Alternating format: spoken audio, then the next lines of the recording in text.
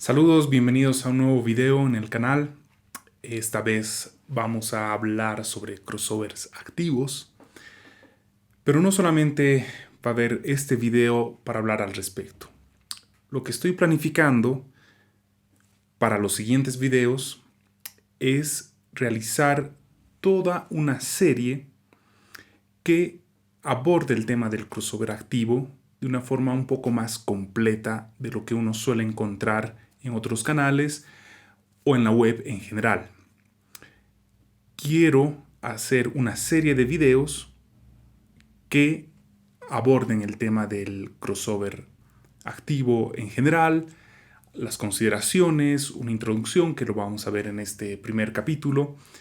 Quiero que veamos después diseños, cómo abordar un diseño, ventajas, desventajas de las topologías, compensaciones, cómo hacer el crossover, cómo elegir las frecuencias, si estas frecuencias van a ser o no variables, segundo orden, cuarto orden, qué pasa en el tema del sub, qué pasa en el tema de si queremos amplificar alguna zona, etc. Entonces nos va a tomar realmente un buen tiempo poder profundizar en esto y además quiero que también veamos el tema del PCB, llevar todo nuestro diseño a un PCB, mandarlo a fabricar, testearlo, ensamblarlo, probarlo hasta que esté totalmente disponible y listo para ser usado. Para esto les voy a pedir lo primero paciencia. Tengo que ir preparando la información. No sé si me tome un corto tiempo, pero voy a tratar que sea lo menor, hacerlo en el menor tiempo posible. De todas formas, lo primero, insisto, paciencia por favor. Esta va a ser una serie medio larga, tanto en cantidad de videos como en la duración en la que vaya cargando la información. Tengo que investigar bastante, pero me parece que es un lindo reto y algo bastante útil para la comunidad. Lo segundo que me gustaría destacar es lo siguiente. A veces recibo comentarios de cómo hacer un crossover tanto activo o pasivo, como cuáles son los 3 pasos mágicos en un video de 5 minutos y ya tienes tu crossover. Lamentablemente no soy de ese estilo, no soy de esa filosofía. Si bien en mis videos he tratado de no introducirme en números, en ecuaciones tal vez complejas o en resolución de ecuaciones, por ejemplo, no trato de meterme en eso, pero trato siempre de tener algún material de apoyo objetivo que nos permita avanzar y responder dudas. No soy o no van a encontrar en este canal las cosas de hazlo en 3 minutos, en 5 pasos. Por favor, eso me gustaría aclararlo en este video y lo voy a aclarar cada vez que se pueda o cada vez que se necesite. No van a encontrar esa información acá, ¿ya? Y tampoco creo que las cosas funcionen de esa forma, por lo menos en el mundo profesional, de la forma en la que yo veo las cosas. Si bien hay cosas teóricas un poco densas a veces, trato de llevarlas a un lado más terrenal en la medida de lo posible. A veces no es tan fácil y espero también que se comprenda esa situación. Entonces voy a siempre tratar de tener algún sustento, de ir por algún camino relativamente sencillo, pero con paciencia y en la medida de las posibilidades, tanto de conocimiento, técnicas, etc. Dicho esas dos cosas y en general esta presentación, vamos a empezar con la primera parte.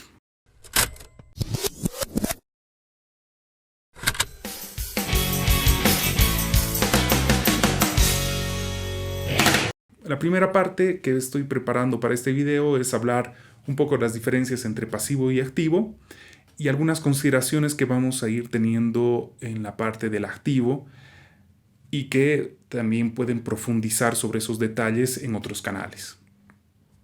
Entonces, lo primero, el crossover pasivo, para que hagamos un breve repaso, es un crossover que necesita una amplificación previa, es decir, vamos a tener un amplificador, el cual va a levantar la señal, nos va a entregar una señal alta en voltaje, en potencia, y esa señal va a pasar a un crossover pasivo.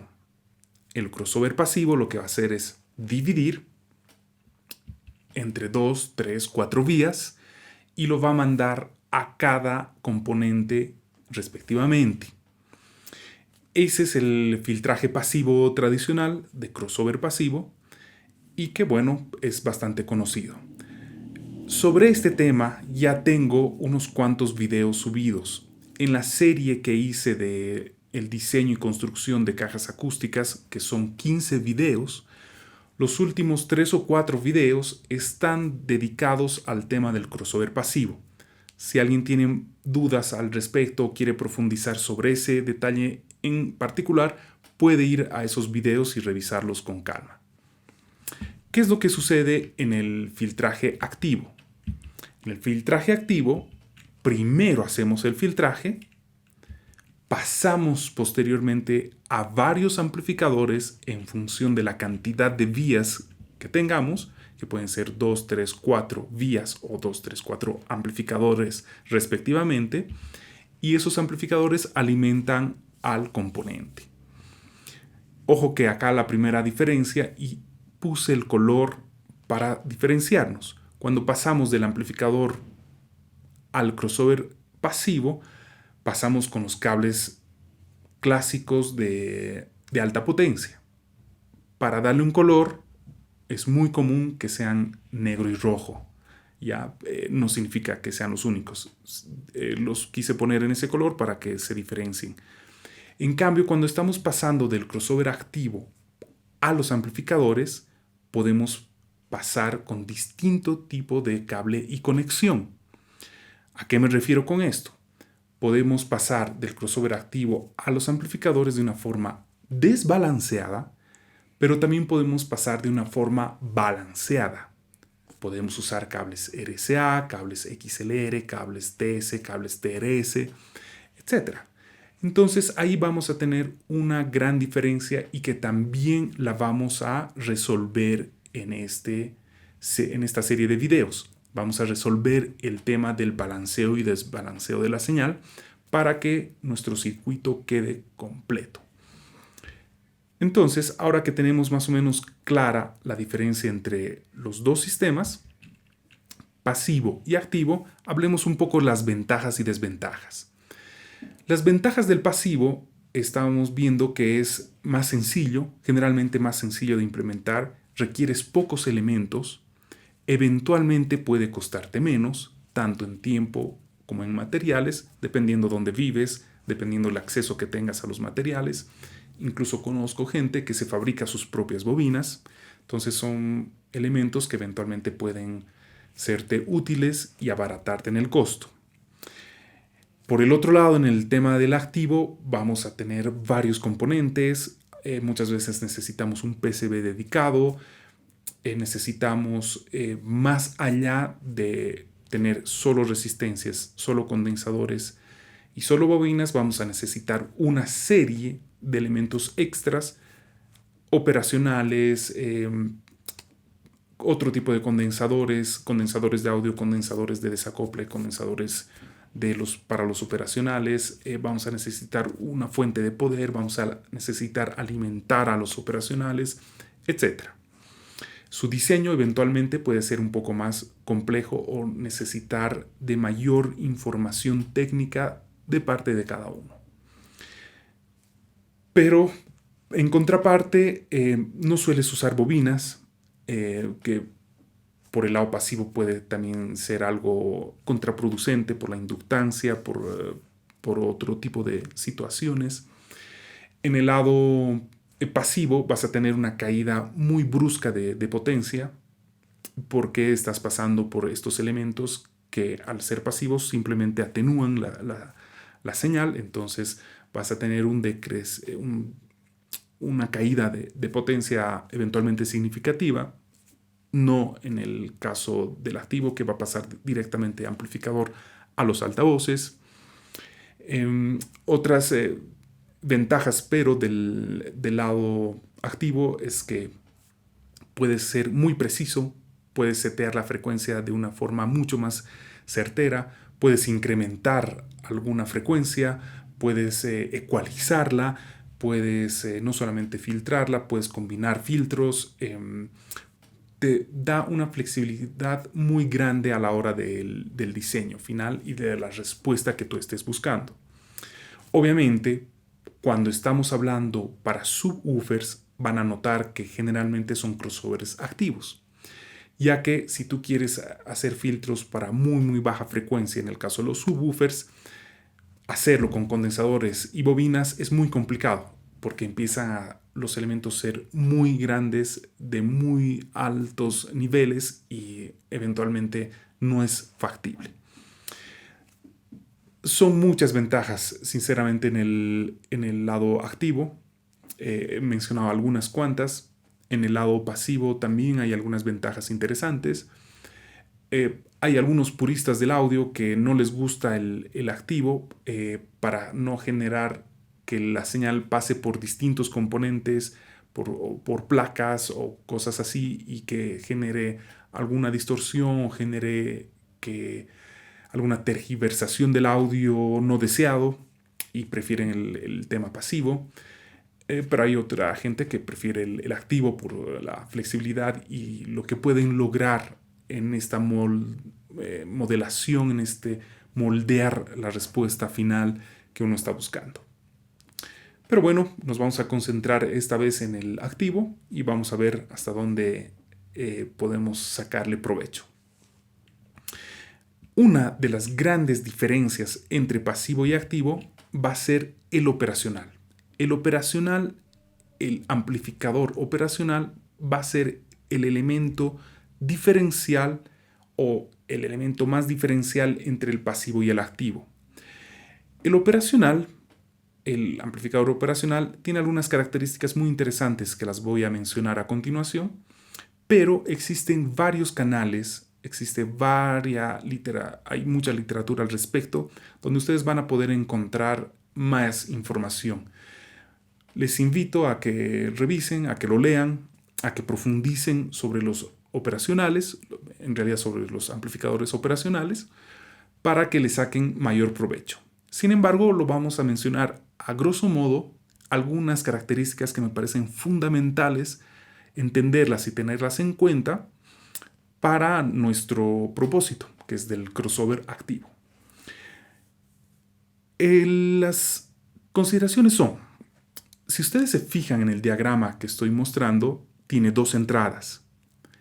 Tiene el lado positivo y el lado negativo de la señal.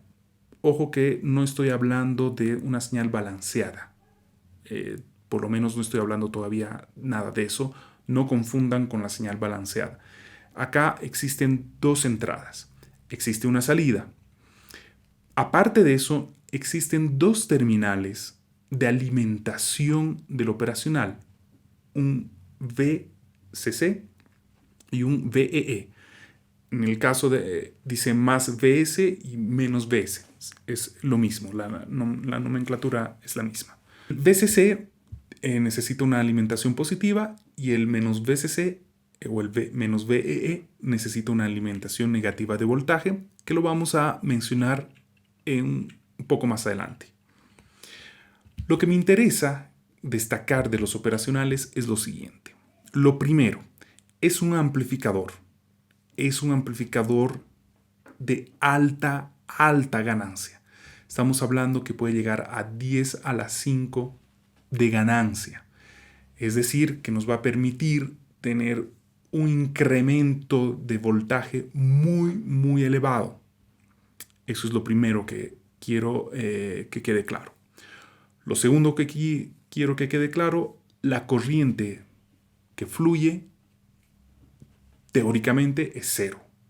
Entonces solamente estamos hablando de voltaje. Lo tercero que quiero mencionar es que tiene una topología de retroalimentación. ¿Esto qué es lo que significa y qué es lo que nos van a mostrar en los diagramas es lo siguiente. Generalmente vamos a ingresar por uno de los canales que tiene, pero el voltaje es muy elevado por su alta ganancia de amplificación. Nosotros vamos a tener que retroalimentar de la salida a la segunda entrada con distintas características, con distintos diseños o distinta topología o distintas alternativas para que nosotros controlemos esa elevadísima ganancia. Entonces trabaja de esta forma de retroalimentación. Entonces vamos a ingresar y retroalimentando, jugando entre resistencias y condensadores, nosotros vamos a permitir incrementos, atenuaciones de ganancia y filtraje. Esa va a ser, ese va a ser el gran propósito de usar los operacionales. Un elemento que nunca está de más mencionar es que vamos a encontrar operacionales discretos y no discretos. La diferencia es la siguiente. Los operacionales discretos están conformados por elementos puros, que significa resistencias, condensadores, transistores. En cambio, los no discretos o integrados son circuitos integrados donde ya tienen todo adentro. Todo el circuito puro está de una forma integrada. ¿Cuál es mejor? ¿Cuál es no tan mejor? Hay varios criterios. Generalmente los integrados son económicos, son bastante baratos y fáciles de conseguir.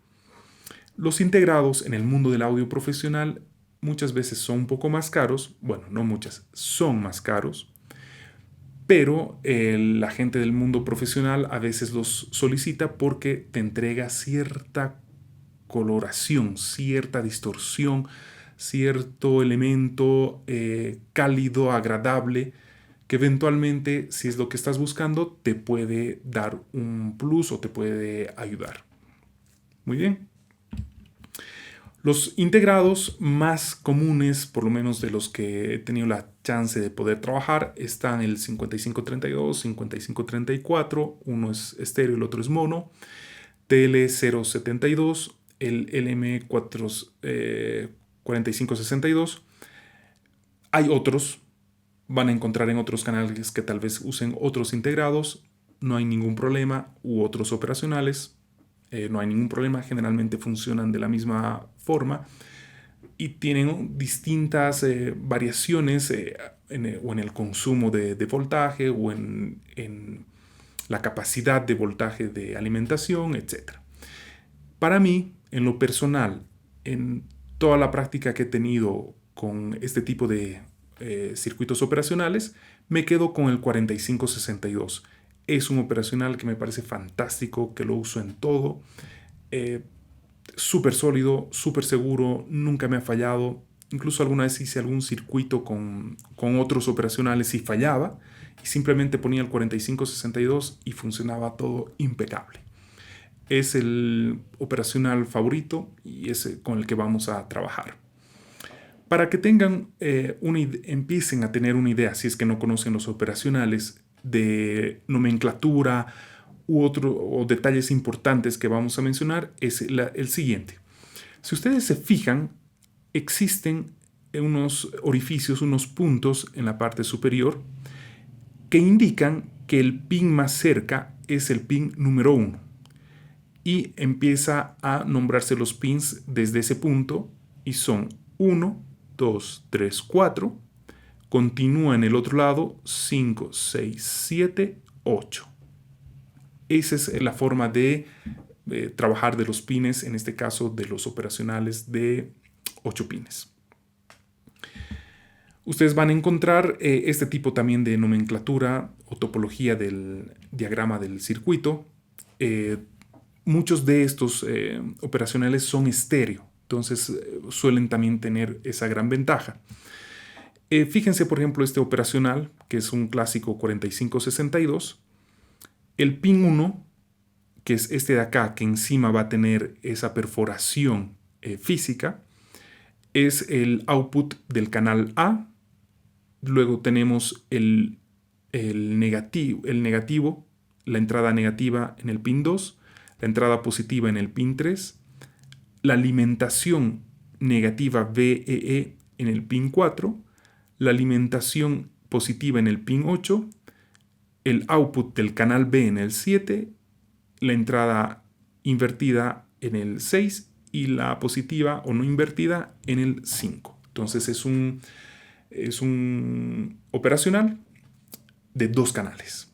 Entonces va a ser bastante útil a veces cuando queremos tener, por ejemplo, LR, o cuando queremos tener o vamos a necesitar usar varios operacionales para el filtraje, podemos tener esta función doble bastante útil.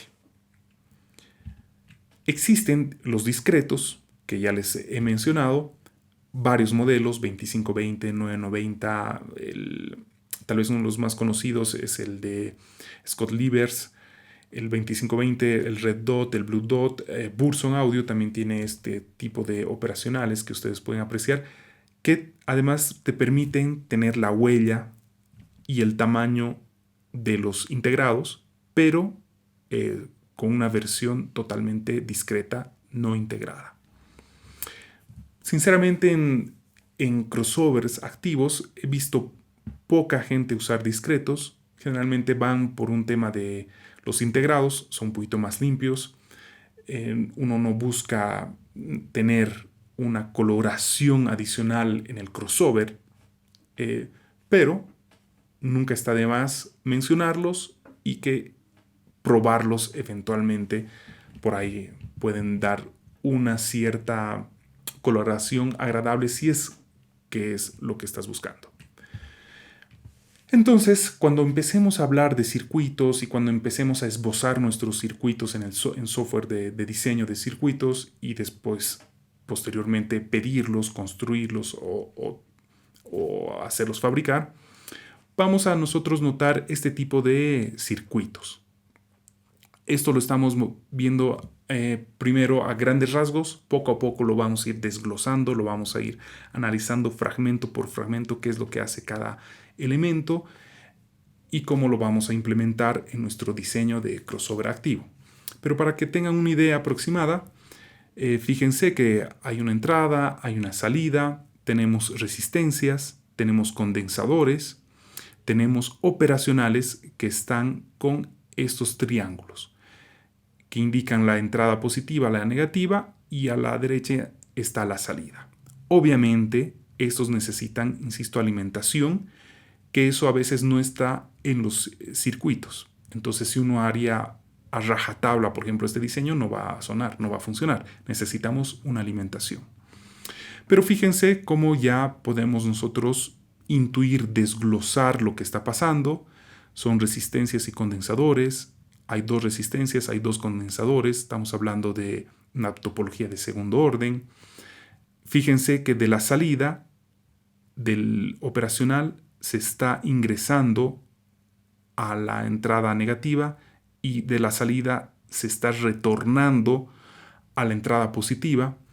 Esto es a lo que me refería con retroalimentación. Es decir, que necesitamos una forma de retroalimentar el operacional para que no se dispare la señal totalmente. Necesitamos retroalimentar para controlar la señal y filtrarla en función a lo que nosotros necesitemos. Finalmente, bueno, no finalmente, pero algo muy importante que tenemos que destacar, que es lo siguiente, el power supply. Es decir, que para los operacionales vamos a necesitar alimentación de voltaje, pero no una alimentación cualquiera. Necesitamos una alimentación puntual, lineal, fija, no variable. Entonces necesitamos un dispositivo o un circuito que haga la siguiente función. Nosotros lo que recibimos de las tomas eléctricas de nuestras casas, de nuestros estudios, de nuestros domicilios, es un voltaje alterno, generalmente 220, por lo menos en mi país. Eventualmente puedes encontrar un voltaje de 110 en otros países. Vamos a suponer que es 220. Entonces necesitamos un circuito, una forma de hacer lo siguiente. Esos 220, reducirlos a 20 volts, 15 volts, etc. No solamente necesitamos reducirlos, necesitamos rectificarlos. Significa que la parte negativa pase a la parte positiva. Entonces, este diagrama explica un poco eso. Tenemos este voltaje que nos da el suministro. Necesitamos rectificarlo, generalmente con un puente de diodos, para transformar la parte negativa en positiva. Necesitamos filtrarlo para empezar a aplanar la curva y regularlo. Y finalmente vamos a encontrar o tener un voltaje no alterno, sino un voltaje continuo. Y ese voltaje continuo puede ser o suele ser positivo y negativo. No nos vamos a meter a grandes rasgos en el tema del power supply. Tampoco me interesa que sepan o a qué se refiere cada elemento de este circuito. Simplemente que lo tengan presente y hablar de algunos elementos que van a encontrarse en el camino. Generalmente van a haber transformadores, que es el que nos va a permitir bajar el voltaje. Van a haber este tipo de puente de diodos para la rectificación. Van a haber reguladores.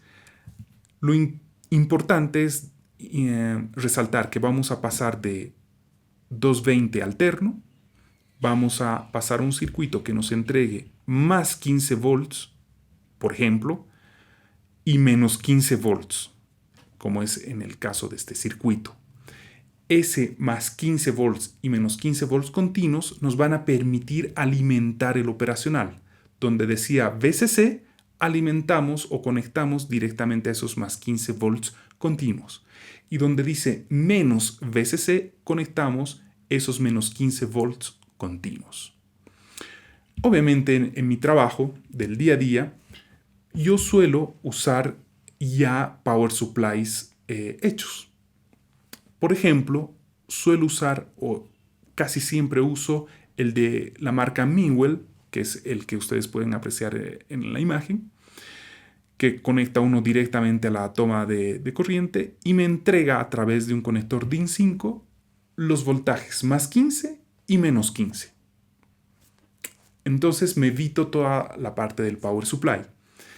Esto va a ser bastante cómodo y bastante factible de trabajar. Es más, si tú recién estás empezando con este tema, te recomiendo trabajar con un power supply de estas características.